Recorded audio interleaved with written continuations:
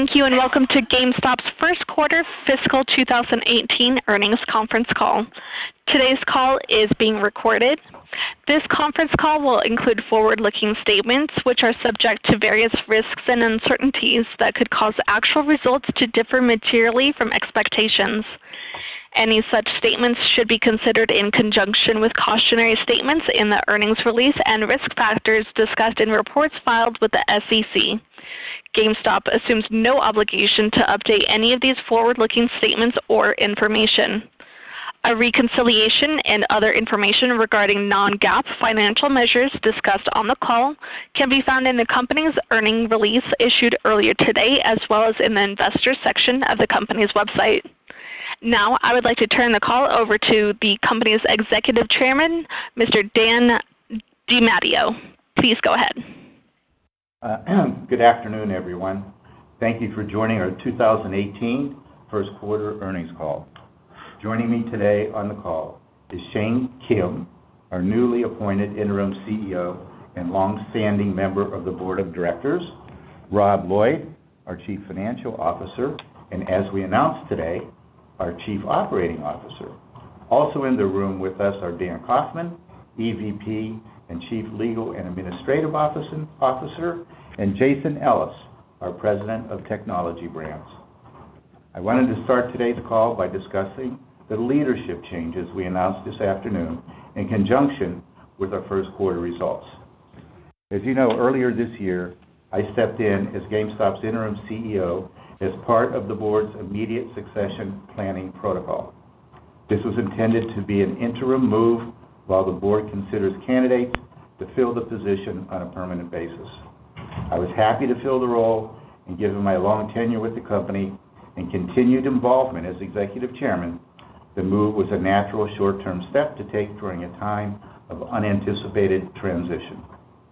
Today, we are announcing that Shane Kim, a valued member of our board of directors since 2011 and former Microsoft executive, is assuming the role of interim chief executive officer. Shane will serve in this capacity while we conduct a search for a permanent CEO. He also will continue serving as a board member. With Shane's appointment, I will return to my supporting and advisory role as executive chairman. During this time of transition, we have found ourselves in an advantageous position of leveraging the experience we have on our highly engaged board of directors. In this particular instance, Shane brings a number of great assets to the role, including his knowledge and expertise in the video game industry, his familiarity with GameStop based on his 7-year tenure on the board, and his eagerness to get closer to the GameStop business model and work closely with the senior team. His increased engagement in the business provides another resource for the leadership team as we remain focused on our key priorities to continue improving our overall performance. We are truly fortunate to be able to capitalize on his leadership and experience at this time. Shane spent 20 years working at Microsoft. Most of that time was spent in the Microsoft Game Studios in the Xbox division, publisher of some of the biggest franchises in history, including Halo. He led that organization from 2004 to 2008. We're excited to have Shane step into this capacity on an interim basis and look forward to the insights, energy, and intensity he will bring to the role. As for me, stepping back into the role of executive chairman is where I believe I can add the most value to the organization. I will remain actively engaged in the business and focus on helping the organization through the transition, including assisting with the CEO search and supporting Shane in any way possible. Looking ahead over the next several months, we see this interim structure serving us well, particularly given we are not announcing a sudden change to our strategy. We remain focused on the fundamentals of being a world-class retailer and improving the operations of the 3 profitable businesses we have today. In the near term, we will hold off making additional acquisitions. We will work diligently to improve the performance of our technology brands and pre-owned business to drive profits. We'll also find ways to ignite our video game business by leveraging our passionate customer base and industry-leading position. The collectibles business continues to be a promising opportunity to drive sales growth. The category grew nearly 30% during 2017 and another 25% in this quarter. We look to build on the strength and momentum of that category. With all that said, I would like to give Shane a chance to introduce himself, share a little about his experience, and talk about why he is eager to take on this role. Then Rob will walk us through a review of the first quarter results. But before I turn it over to Shane, on behalf of the board, I want to congratulate Rob on his promotion to COO as well as Chief Financial Officer. Rob has been with GameStop for 20 years and has served as CFO since 2010. His leadership, steady hand, and his knowledge of the business are invaluable assets for GameStop. Not only do these attributes make Rob a great candidate for the permanent CEO role, but they will be instrumental in helping us navigate these changes as well. Now, I'll turn it over to Shane. Thank you very much for that introduction, Dan. I'd also like to start by congratulating Rob on his promotion today. Speaking on behalf of my fellow board members, this is a promotion recognizing Rob for his successful track record and performance, as well as his many contributions to the company throughout his time as CFO. He's played a key role in driving our operations in the past few months, and as we move forward, he will play an even larger role in his expanded capacity. His leadership and dependability have always been appreciated by the board, and he has clearly been a source of stability during a period of considerable change. Also, on behalf of the other board members, I want to say thank you to Dan DiMatteo for having stepped back into the interim CEO role, and of course to Dan Kaufman for his continued leadership during this period of transition and change. Now, as for me, I'm super excited to assume the role of interim CEO while the board conducts a search for a permanent CEO.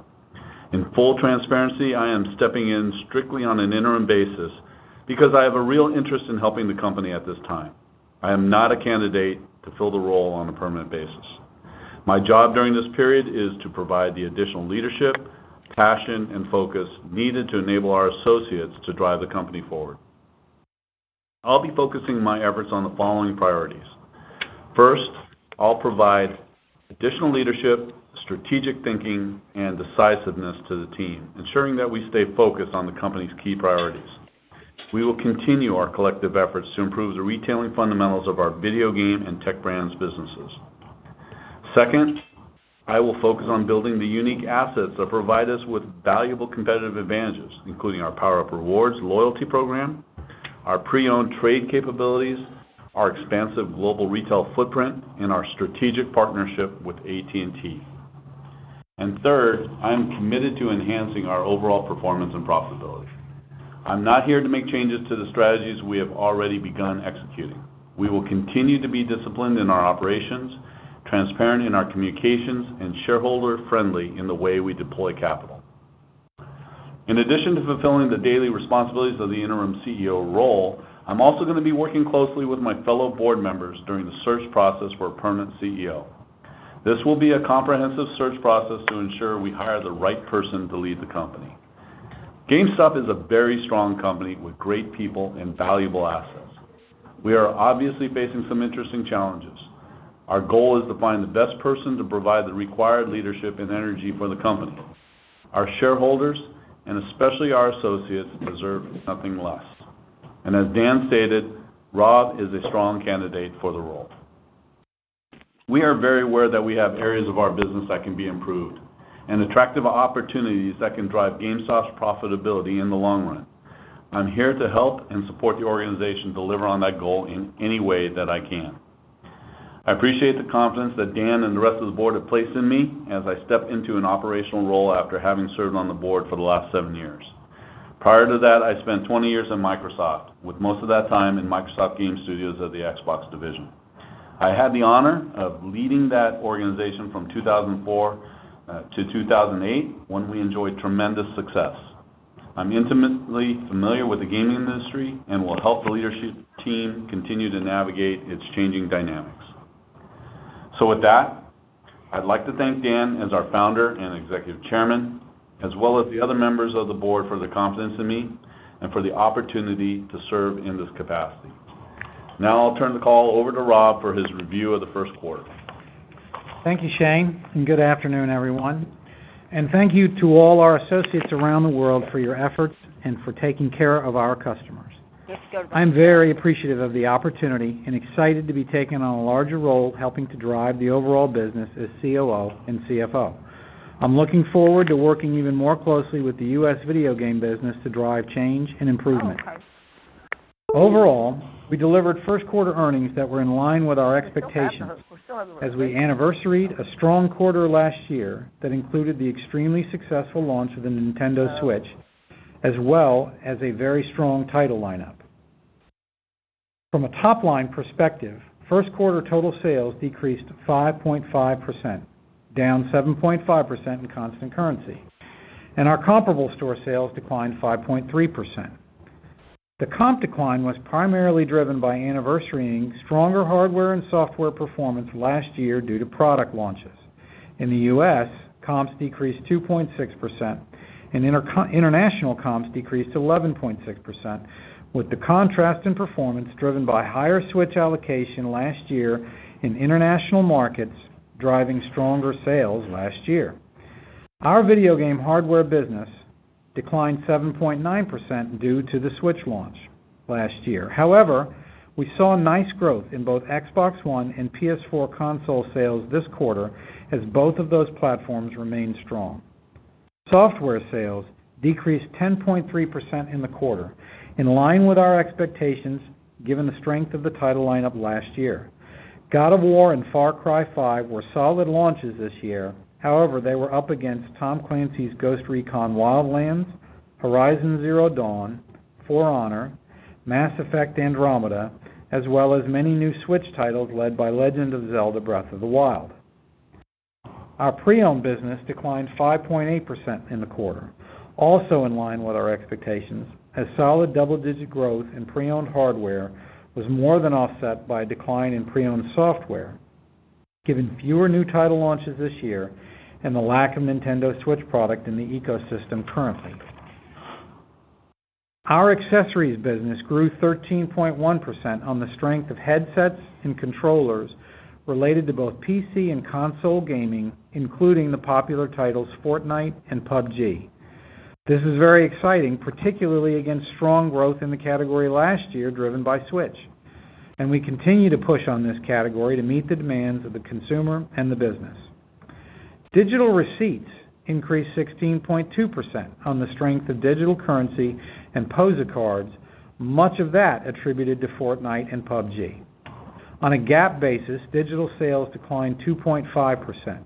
The difference in growth rate between our non-GAAP and GAAP sales is primarily due to the sale of our Congregate business last year. We also continued to make progress in expanding the category as digital sales outpaced the software decline. For collectibles, the category increased nearly 25% for the quarter to $142.4 million, a 21% increase in constant currency with growth driven by toys across categories, as well as our square footage expansion. The growth here shows the strength in the category. We continue to work with our vendors to be first to market whenever possible and drive exclusive product that resonates well with our customer base, including those collectibles connected to video gaming. Moving to tech brands, revenues were down 16%, with April 2018 representing the one-year anniversary of the compensation change from AT&T. Less promotional activity by AT&T in the quarter also put pressure on the business, with comp traffic down 5.7% and gross profit comps down 7.4%. Shifting gears to gross margins. Our gross margin declined 30 basis points for the quarter to 34.0%, with an increase in collectibles sales and margin, more than offset by declines in tech brand sales and pre-owned sales and gross margin. Our hardware margins were flat for the quarter, while software margins declined slightly. Pre-owned margins declined 370 basis points to 44.5% for the quarter. As we outlined in March, we continue to use various tactics to drive increased customer engagement in the category, with incremental promotions from both a sales and trade standpoint, as well as incremental marketing activity, we're working hard to expand our trade awareness and customer base among moms and families. We continue to test new activities to better engage with consumers while optimizing profitability. For collectibles, gross margin increased 150 basis points to 32.2% for the quarter, largely due to less promotional activity. We exited the holiday period with a better mix of product, and we continue to refine our product lifecycle management and grow our retail expertise in this category. Now, moving to SG&A. Total SG&A increased slightly in the first quarter, as the decreases in expenses related to businesses we've either sold or closed, combined with the benefit of efficiencies in our operations, were more than offset by the negative impact from FX in the quarter of $12.7 million. As we previewed in March, we recorded charges during the quarter of $12.6 million, $10.8 million net of tax, $11.2 million related to our executive management changes announced earlier this year, and $1.4 million in store closing and other costs associated with our Technology Brands business. This compares to $7.3 million in charges last year. SG&A excluding charges was down $2.7 million year over year at 28.6% of sales, up from 27.1% of sales last year. The increase in the SG&A as a percentage of sales was primarily due to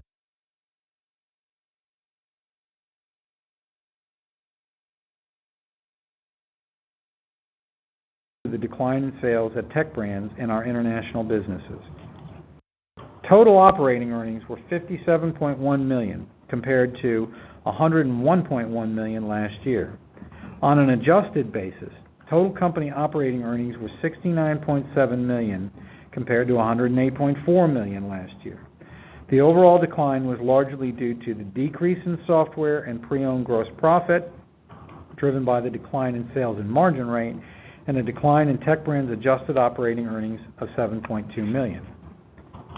To expand on Tech Brands, as we discussed before, through the end of March 2018, we were overlapping the compensation changes made by AT&T last year.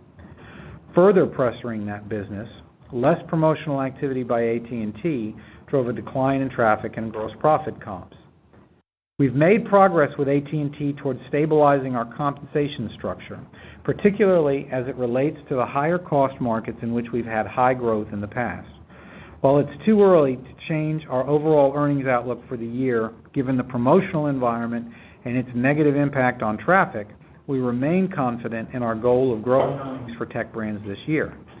Investments we've made in the business around training associates to better sell products and services in stores and improve conversion should drive this. Our effective tax rate on adjusted pre-tax earnings was 30.4% for the quarter. The rate was higher than our forecasted full-year rate due to the timing of recognition of discrete items and the mix of earnings in the countries in which we operate. First quarter adjusted earnings per diluted share were 38 cents compared to 63 cents in the prior year period. Reported earnings per diluted share were 28 cents compared to 58 cents in the prior year. As we expected coming into the quarter, we made the following changes to our store portfolio. We closed a net of 27 video game stores around the world, as our overall portfolio remains very healthy, ending with 3,813 video game stores in the U.S. and 1,956 internationally. We closed a net of 33 Technology Brands stores, ending the quarter with 1,296 AT&T stores and 48 Simply Mac stores. We had no net change in collectibles stores, ending the quarter with 103. We continue to rationalize our store portfolio based on profitability. Our current average lease life remaining is about 2 years, which gives us tremendous flexibility relating to assessing our store base. Moving to the balance sheet, we ended the quarter with $247 million in cash, which was a little less than last year, primarily due to the timing of vendor payments. Inventory was up 7%, or roughly $90 million, with the increase primarily attributable to hardware, mainly Nintendo Switch consoles, which were in short supply last year, and to FX. From a capital allocation perspective, Today, the board declared a quarterly cash dividend of 38 cents per share that is payable on June 26th to shareholders of record on June 12th. Given our commitment to maintaining a robust and flexible balance sheet, we continue to prioritize shareholder returns in our decision-making around both capital structure and capital allocation. As we shared with you on the March call, we continue to take the steps necessary to refinance the 2019 notes. Shifting our outlook for the remainder of 2018. With our first quarter coming in line with our expectations, we're maintaining our full-year guidance consistent with our original outlook. Fiscal 2018 full-year revenues continue to be forecasted in the range of down 6% and down 2%, with same-store sales ranging from down 5% to flat. Our tax rate for the full year is estimated at between 26% and 27%, and our full-year free cash flow is estimated at $300 million, with capital expenditures between $110 and $120 million. While we do not provide quarterly guidance, it's important to remember that there is very little on the title launch slate in the second quarter to drive business. We continue to see annual earnings significantly weighted to the second half of the year, particularly given the strength of the title lineup in Q3 around Call of Duty Black Ops 4, Red Dead Redemption 2, and Battlefield 5. In closing, we are all very focused on improving our operations and driving profitability across our core businesses. We have a long track record of being a shareholder-friendly company and will continue to be. We appreciate the support of our long-term shareholders as we navigate the changes in our organization and focus on our operations to continue to generate strong cash flows and improve our profitability. I'll now turn it over to the moderator for questions. Thank you.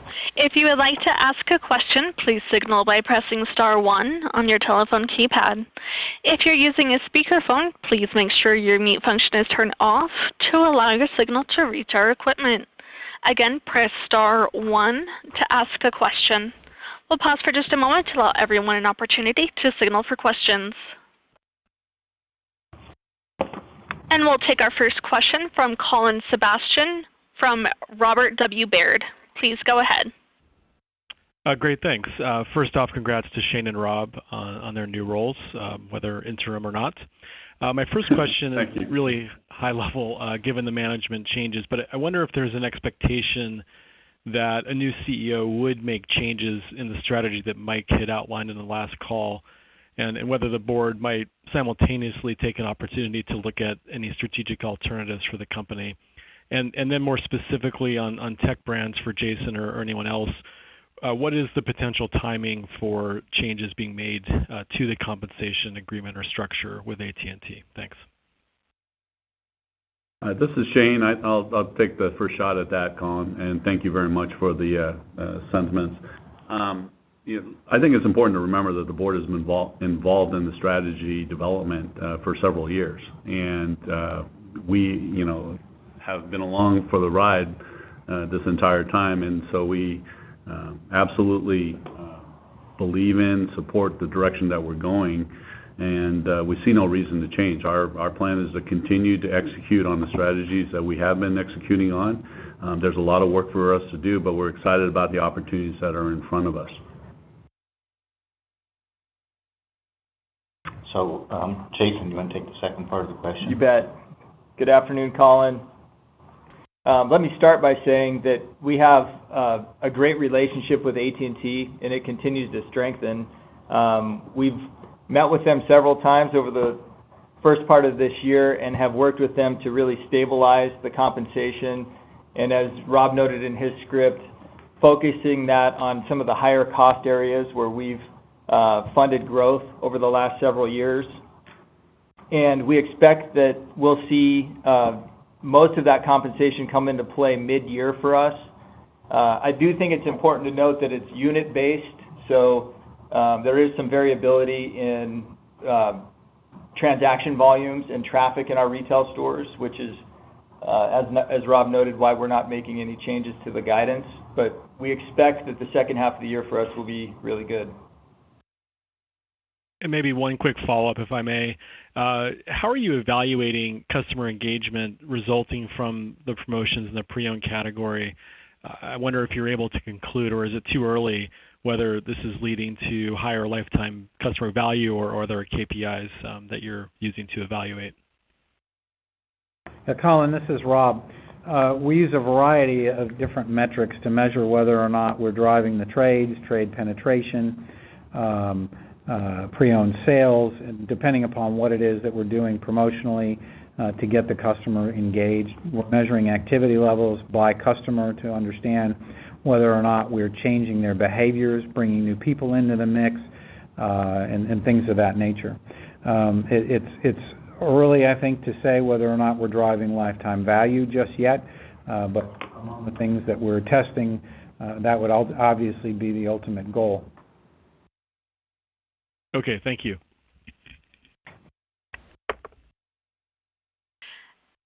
And we'll take Ben Schachter with Macquarie. Please go ahead. Hey guys, a few questions if I could. First, Shane, can you just talk a little bit about why you're not interested in taking the role permanently? And then Rob, if you could talk a little bit about on what the CapEx is being spent and maybe remind us what that looked like last year. And then finally, given where the stock is, should we expect management to be talking about potentially buying shares? I mean, the language about the trend lines sound pretty good. Stock obviously going the other way. Why wouldn't we see the company or management buying back stock here? Thanks. Okay, I'll start. So this is Shane, sorry. I'll let Rob handle the last two questions. I'm not a candidate for the job permanently because, look, I left Microsoft in 2010. I retired then and have really enjoyed my next career as a board director, especially the time that I've spent as a director for Gamestop. I intend to return to the board when we hire the permanent CEO. And so that's really the best answer. I am very happy to be stepping in right now. I think there's tremendous opportunity. Obviously, there's a need for someone to provide leadership and energy at this particular time until we find the permanent CEO. So I'll be working very hard on that, and then I'll return to my role on the board of directors. With respect to the CapEx, the spend level for the year is estimated at $110 to $120 million, which is pretty consistent with where we were last year. We're shifting some of the capital dollars around with a recognition that we, in the United States in particular, have allowed our store appearance to lag. We've seen better results internationally in the last 2 or 3 years, and I think that's largely because we've invested in the stores there, we've remodeled, we've made sure that we have a more customer-friendly shopping environment. And we haven't kept pace in the U.S. So we'll be using some of the, again, roughly the same size total pool of CapEx to make sure that we're providing a better customer experience in the U.S. stores.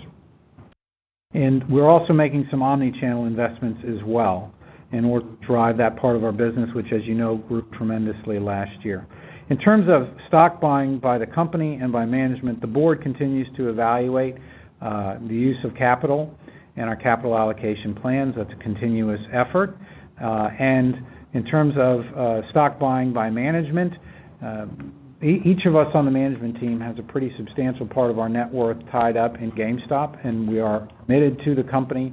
50% or more of our pay is paid to us in the form of stock compensation, so there continues to be investment in that. Much of that compensation is tied to performance measures, so we succeed as the company succeeds. And so at this stage, I'd say that's what's formed our view on stock purchases.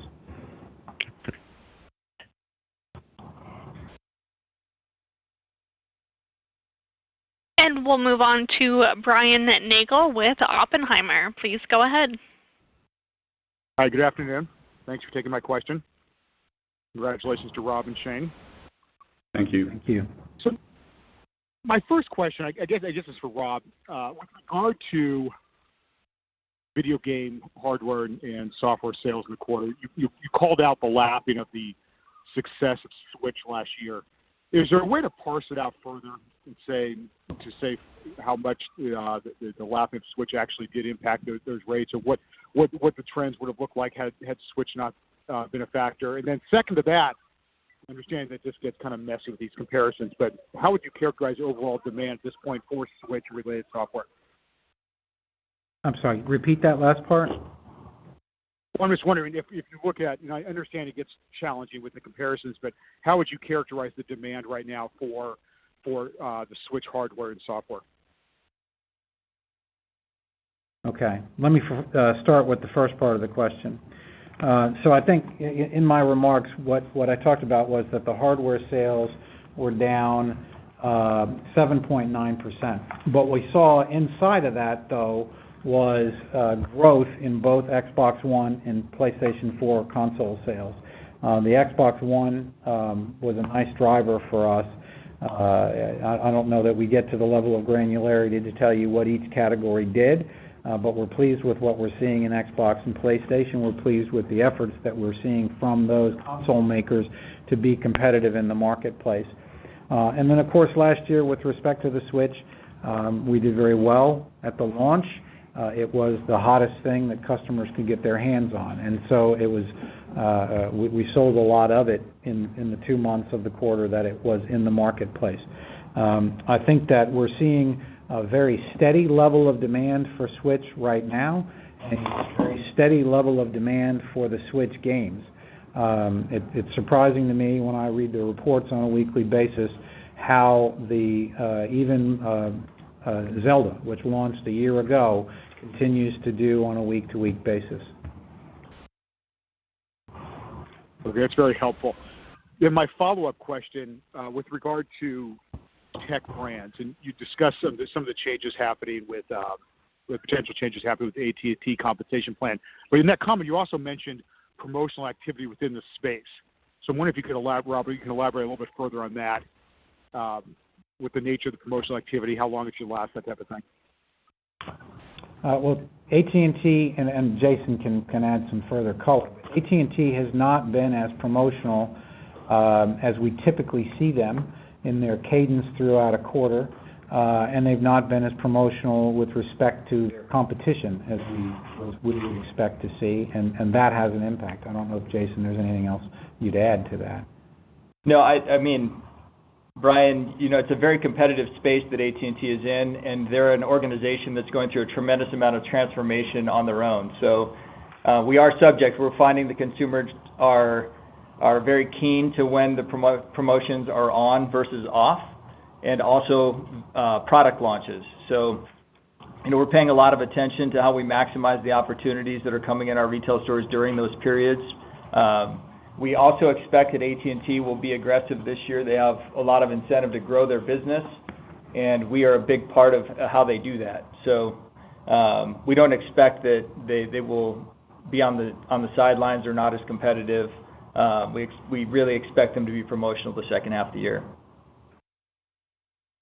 Got it. Thank you. Once again, as a reminder, it is star 1 on your telephone keypad if you would like to ask a question. We'll move on to Curtis Nagel with Bank of America Merrill Lynch. Great. Thanks very much for taking the question. So I think you guys mentioned that you had increased square footage in 1Q for the collectibles business. I was just curious how much that was and what the expectations are for the rest of the year. Yeah, I think that the comment was actually, Kurt, that the part of the reason for the growth was the square footage expansion, and that would be a comparison of the first quarter of this year to what the square footage was dedicated to collectibles in the first quarter of last year. It's not necessarily that we increased square footage again in this quarter. Right, so you're saying from the square foot, there was, as I understand, at least a big increase last year, so it's basically tailing off of that? Yes. Okay. And is there an expectation to increase within the stores anymore, or just, kind of steady state from here? We've got a lot of work going on around making sure that the various store sets with respect to collectibles are occupying the right amount of space for what was intended, given the store size, given the demographics of the markets, etc. With respect to that, we've got work going on to increase the number of allocation bands that we use in order to manage that business. Really, I would call it more of a right-sizing than an expansion of the square footage. Got it. And then just as a follow-up, are you guys still expecting approximately 10 to 15% of earnings falling in 1H? Yeah, if you look at the results for the quarter and compare that to our range for the year, obviously we're at the lower end of that. We exceeded the 10%, but I would certainly not go beyond the 15 as you're modeling the total impact of the first half. Okay, thanks very much. Thank you. And there are no further questions. I would now like to turn the call back over to Interim CEO Shane Kim for closing remarks. Thank you. Thanks everybody again for your time today. Again, I'm super excited to be here and even more excited by the opportunity we see ahead for GameStop. I want to thank our many associates around the globe as we join together to drive our business. We look forward to continuing to update you on our progress in the future, including our next earnings call in early September. Thank you very much.